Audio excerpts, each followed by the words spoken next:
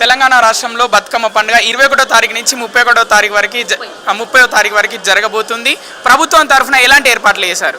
తెలంగాణ బతుకమ్మ ఒక ప్రపంచంలో flowers celebration చేస్తుండొచ్చు, ఎక్కడైనా విదేశాలలో ఎక్కడైనా, కానీ పూజలు చేసేది మన తెలంగాణలో మాత్రమే.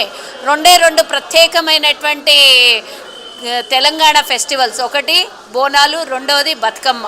ఈ రెండు తెలంగాణకి పెటెంట్ రైట్, తెలంగాణ పండగలు ఇవి రెండు. కాబట్టి ఈ తెలంగాణలో జరుగుతున్నటువంటి కాంగ్రెస్ ప్రభుత్వం లాస్ట్ ఇయర్ కూడా గ్రాండ్గా చేసింది, ట్యాంక్ బండ్ మీద పెద్ద సెలబ్రేషన్ చేసింది.